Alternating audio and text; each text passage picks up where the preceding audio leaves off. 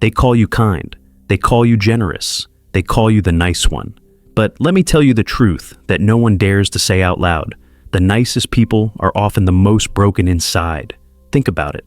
The ones who smile first. The ones who nod and say yes before they even think. The ones who hold the door, stay late, answer every text, agree to every request. The ones who bleed themselves dry just to keep others comfortable. Society applauds them. Society calls them good. But behind the applause, there's silence. Behind the smiles, there's disrespect. And behind that so-called goodness, there's a graveyard of self-betrayal. Because here's the ugly truth. Niceness is not kindness. Niceness is fear. Fear of rejection, fear of conflict, fear of being alone. And so, you obey, you sacrifice, you shrink yourself. You put everyone else's needs above your own. You turn your back on your own dignity, just for the cheap reward of being liked. But what does it get you? Do people respect you for it? Do they admire you? Do they see you as strong? Number. They see you as weak. They see you as disposable.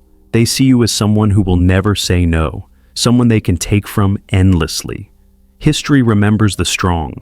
Machiavelli once said it is safer to be feared than loved, because love is fickle, but fear endures. And here you are, clinging to love, clinging to approval, while your life slips through your fingers. You think being nice is noble. You think being agreeable makes you good. But listen carefully. Niceness is not virtue. It is slavery. It is the mask you wear to avoid rejection. It is the leash you hand to others, begging them to pull you where they please. It is the quiet poison that drains your strength drop by drop, until there is nothing left of you but an empty shell smiling on command. This is why you feel invisible. This is why you feel exhausted. This is why you go to bed with a bitter taste in your mouth, knowing that once again you gave everything and received nothing. Because respect is not given to the nice.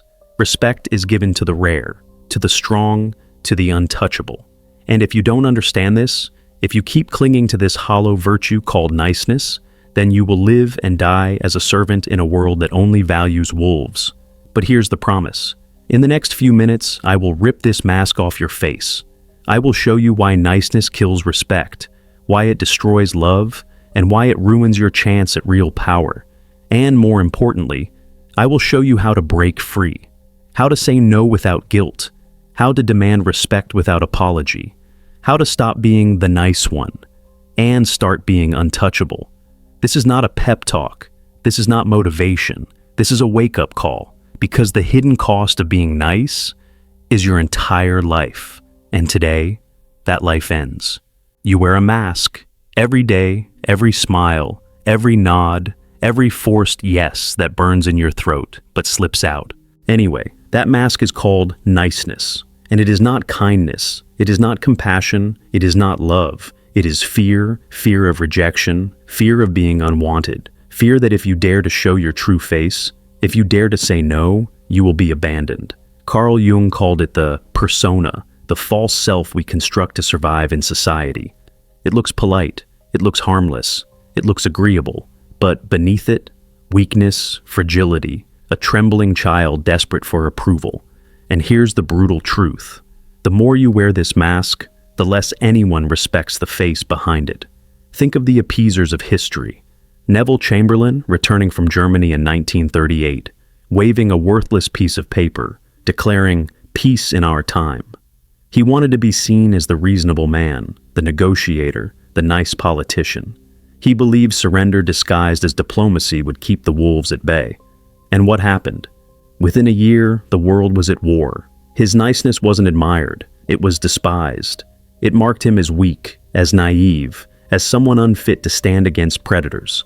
And you do the same thing. Every time you swallow your anger, every time you bury your truth, every time you pretend to agree. You think you're keeping peace, but you're only feeding the wolves. Niceness is camouflage. You tell yourself it protects you, but it doesn't. It erases you. People don't see you. They see the mask. They don't respect you. They respect their ability to control you. They don't admire you. They admire their own power to bend you. Niceness feels safe. That's why it's so seductive. The nod, the smile, the little laugh at a joke that insults you, it avoids conflict in the moment. But every time you do it, you pay in silence. You pay in dignity. You pay in the slow, invisible death of your own self-respect. Ask yourself, how many times have you said yes when you wanted to scream no? How many times have you agreed just to avoid the tension in the room? How many times have you betrayed yourself just to keep someone else comfortable? And where has it gotten you? More respect, more love, more power, number. It's gotten you ignored. It's gotten you overlooked. It's gotten you used. Because people can smell it. The fear behind the smile, the desperation behind the nod. They know you don't mean it. They know you're faking peace to avoid rejection. And that makes them lose respect for you even more. Nietzsche warned of this, the morality of the weak disguising itself as virtue.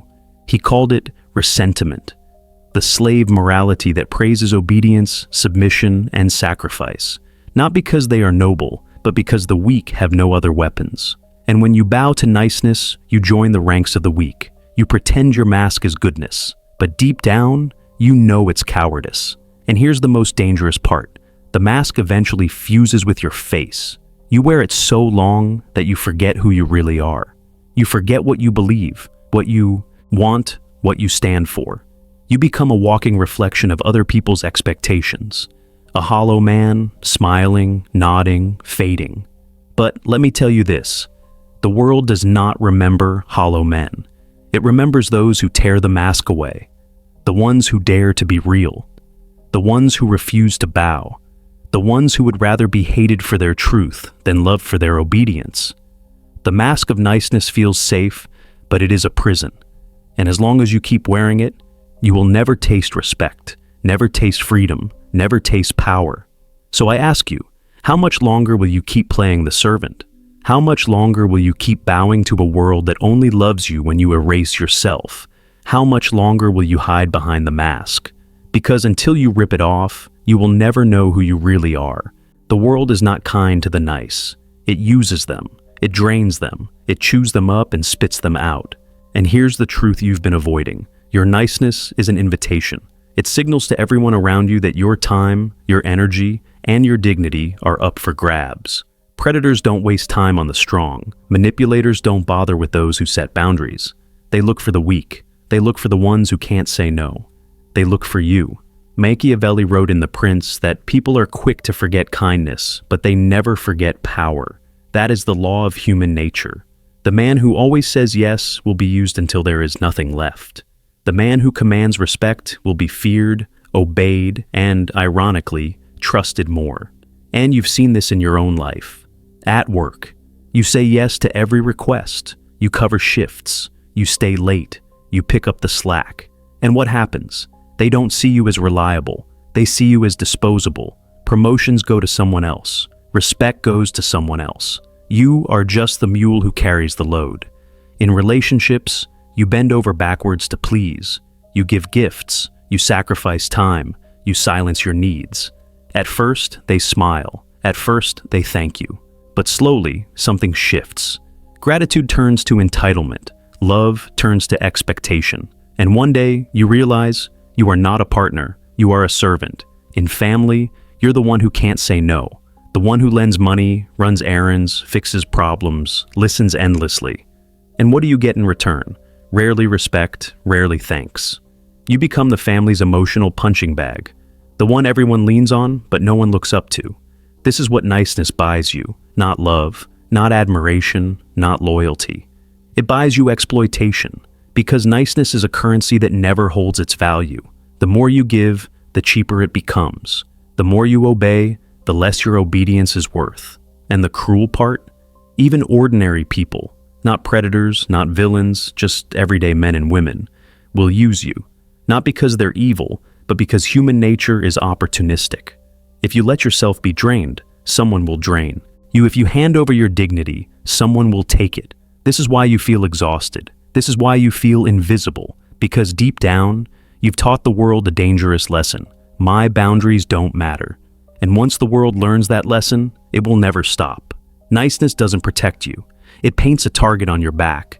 It tells every manipulator, every narcissist, every opportunist, here is someone who will never fight back. Here is someone who will bleed for me. Here is someone who exists to serve. You've mistaken obedience for safety.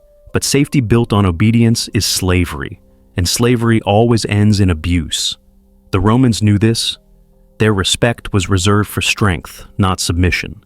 Even their enemies, if they fought with courage, were honored. But the coward, the compliant, the man who bent his knee too quickly, he was despised, used, forgotten. And so, I ask you, how much of your life has already been drained by others? How many hours, how many days, how many years have you sacrificed, thinking your niceness would win you love, only to wake up empty? The answer should make you angry. It should make your blood boil, because that anger is the first sign of life returning. You are not here to be someone's playground. You are not here to be drained dry. You are here to reclaim your power. And that begins with one truth. Every yes you give without conviction is a chain around your neck. Break it or be owned forever. There is a secret fire burning inside you. You don't show it, you don't speak of it, but it's there. It's the anger you swallow every time you force a smile. It's the bitterness that lingers every time you say yes when you wanted to scream no. It's the quiet voice that whispers at night, "Why do they never see me? Why does no one care what I want?" That is the hidden cost of being nice. Not just exhaustion, not just invisibility, but resentment. Nietzsche called it ressentiment. The morality of the weak, disguising their powerlessness as virtue. It is the slave's answer to the master. The powerless man cannot fight back, so he praises obedience. He cannot command respect, so he praises humility. He cannot take what he wants, so he convinces himself that wanting nothing is noble. And yet, beneath the surface, the poison builds. A quiet hatred of the world, a quiet hatred of those who use him, and worst of all, a quiet hatred of himself.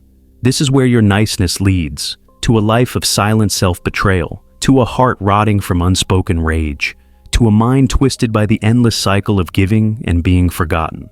Think about it. How many times have you left a room smiling on the outside, but cursing everyone on the inside? How many times have you agreed to help, then secretly resented the very people you served? How many times have you played the good guy while secretly wishing you could finally explode? You are not noble when you do this. You are not virtuous. You are decaying, because resentment is not passive, it is corrosive. Every yes you didn't mean eats at your soul. Every sacrifice you didn't want to give drains your spirit.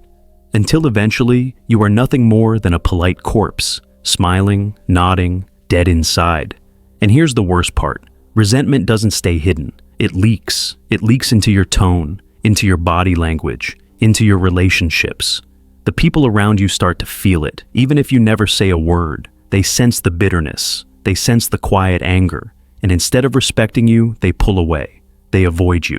They label you passive-aggressive, moody, strange, all because you never had the courage to say no. This is the fate of the nice one. Loved by none, respected by none, slowly destroyed by the very mask they thought would protect them. You tell yourself you are a good person. But goodness built on self-hatred is not goodness. It is weakness in disguise. Look at yourself honestly. Look at the weight in your chest, the tightness in your jaw, the exhaustion in your eyes. That is not kindness. That is slavery. And slavery breeds rage. You can't keep living like this. Because resentment always seeks release. Some explode one day, screaming, burning every bridge. Others implode, drowning in depression, anxiety, self-loathing. Either way, the mask eventually cracks. And when it does, the wreckage is worse than if you had spoken the truth from the start. So, ask yourself, how long before your mask breaks? How long before the hidden resentment finally erupts? Because the longer you wait, the darker it gets. And one day, you'll realize the person you've resented most is yourself. And nothing is more dangerous than a man who has betrayed himself for too long. Respect. That is the currency of human interaction. It is rarer than love, more valuable than admiration, and more enduring than approval. And here's the brutal truth. The nice person is never respected. People may thank you. They may use you. They may even praise you when it's convenient. But deep down, they do not admire you, because respect is not given to those who bow. Respect is given to those who stand tall. Look around you. Think of the people you admire most. Are they the ones who bent themselves to please everyone, or are they the ones who refused? History remembers Churchill, not Chamberlain. It remembers Marcus Aurelius, not the nameless men who flattered him. It remembers those who carried themselves with dignity, who demanded respect, even when it made them hated. And this is the paradox. The very people you try to please with your niceness secretly look down on you for it. They may smile when you serve. They may applaud when you sacrifice. But deep down, they know. You are not a leader. You are not a force. You are a follower, a shadow, a man afraid to upset anyone. And no one respects a man like that. Think about it. Who gets promoted at work? The one who quietly says yes to everything? Or the one who asserts his boundaries, who protects his time, who demands recognition, who attracts admiration in relationships? The one who is endlessly available? Or the one who is selective, scarce, disciplined? Even in love, respect comes first. Without respect, love rots into pity. Julius Caesar was loved by his soldiers not because he was nice, but because he demanded discipline while leading them with strength. They feared him and admired him at once. That balance made him unforgettable. Contrast that with the countless kings who tried to be generous, endlessly giving, endlessly appeasing, only to be betrayed, overthrown, and forgotten. Their names are buried in the dust of history, while the ruthless and the disciplined carved their names into eternity. And here you are, thinking your endless niceness will earn respect. It won't. It never has. It never will. Because respect is not born from sacrifice. It is born from self-respect. When you say no, you send a signal. I value my time. I value my energy. I value myself. And people feel it. They might resist at first. They might push back. But in the end, they will respect you. When you set boundaries, you become scarce. And what is scarce is valuable. What is unlimited becomes worthless. Your endless availability has made you worthless in the eyes of others. That is why you are overlooked. That is why you are ignored. That is why, deep down, people treat you like background noise. And you can feel it, can't you? You've seen how they listen more intently when someone else speaks. You've seen how they brush past your efforts, how they expect your compliance, how they take your sacrifices for granted. That is the death of respect. It doesn't happen in one moment. It happens over years. Each time you choose to please instead of to stand. Each time you say yes instead of no. Each time you betray yourself to keep the peace. And here's the cruel irony. Once respect is gone, you can never get it back by being nice. The only way to reclaim it is through transformation, through strength, through a new identity that refuses to be ignored. So, understand this. The nice man dies forgotten. The respected man lives forever. Which one will you be? For your entire life, you've been taught that the word yes is the key to being loved. Yes keeps the peace. Yes keeps you safe. Yes makes people smile. But here's the truth. Yes has no value without no. Think of currency. If money was infinite, it would be worthless. The same is true for your agreement. If you say yes to everyone, your yes means nothing. Your time means nothing. You mean nothing. The real currency of power is number. Every time you say no, you send a message. I am not for sale. I am not desperate. My energy is mine to give, not yours to take. And that message demands respect. Arthur Schopenhauer once said that the greatest act of will is self-preservation, the refusal to let your life be consumed by others. That is what no does. It preserves you. It protects your will. It makes your presence valuable. But how do you start when your entire life has been one long chain of yes? You begin with two tools, the boundary test. Say no once, clearly and calmly. Watch what happens. Some people will respect it. They'll nod. They'll adjust. Those are the ones worth keeping close. Others will lash out. They'll guilt you. They'll pressure you. They'll call you selfish. Those are the ones who only valued your obedience. They were never with you. They were with your mask. This test will show you the truth, who respects you and who only used you. And yes, it will hurt. But the pain of truth is better than the poison of lies. The 10-second pause. Every time you're asked for something, stop. 10 seconds, breathe, let the silence sit heavy. In those 10 seconds, you reclaim power, because your automatic yes is slavery. Your deliberate response is sovereignty. Sometimes you will still say yes, but it will be a chosen yes, not a desperate one. And that makes all the difference. When you practice this, you will feel something shift. At first, fear, guilt, the old chains pulling at your neck. But then, freedom, relief, strength. Because every no you give adds weight to your yes. Every boundary you set raises your value. Every refusal builds your respect. Scarcity breeds worth. And the man who cannot say no has no worth at all. So let me ask you, when was the last time you said no, without apology, without guilt, without explanation? When was the last time you drew the line and stood firm? That moment, the moment you choose self-preservation over people-pleasing, is the first step toward real power. Remember this, no is not rejection. No is respect. And the man who masters no is the man the world cannot ignore. This is the moment, the turning point, the line between the man you were and the man you will become. Up until now, you've lived like a servant, smiling when you didn't want to, obeying when you should have refused, bleeding yourself dry for the scraps of approval. You thought it was kindness, you thought it was goodness, but it was slavery. And now you see it. You see how your mask of niceness made you weak. You see how your endless yes turned you into a doormat. You see how your silence killed your respect. But here is the revelation. You don't have to stay that way. Because the moment you choose to say no, the moment you decide your life belongs to you and no one else, you cross a threshold. You step out of the prison of approval. You rise above the games of the weak. That is the transformation, from drained and invisible to untouchable and undeniable. When you refuse to betray yourself, people feel it. They sense the shift. Suddenly, your time is scarce.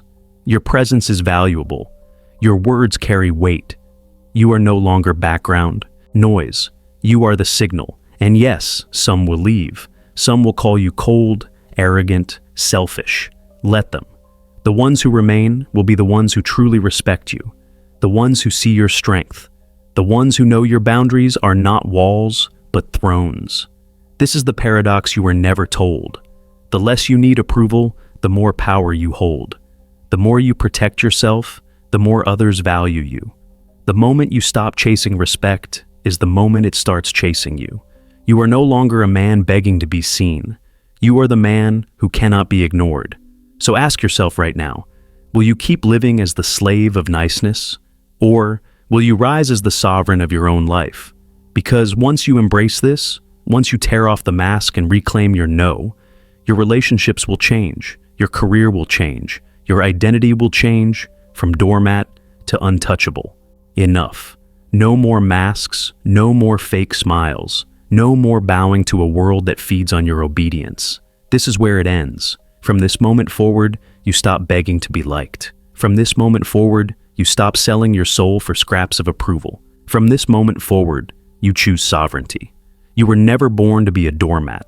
You were never born to be a servant. You were born to stand, to command, to be respected, even feared, if that is the price of freedom. So, let me be clear. This video is not entertainment. This is not motivation. This is initiation. A line in the sand, a command to awaken. The world will keep pulling at you. It will try to guilt you back into compliance. It will whisper that being nice is safer. But you know the truth now. You've seen the cost. And once seen, it cannot be unseen. The choice is yours. Go back to the mask or step forward into sovereignty. If you are ready, prove it. Comment one word below, oxygen. Because like the mask on an airplane, you must put yours on first, or you suffocate. Or comment untouchable if you're ready to rise above the games of the weak. Do it now. Declare yourself. Let the world know you will never crawl again. Because the era of niceness is over. The era of sovereignty begins. This is your command. Awaken.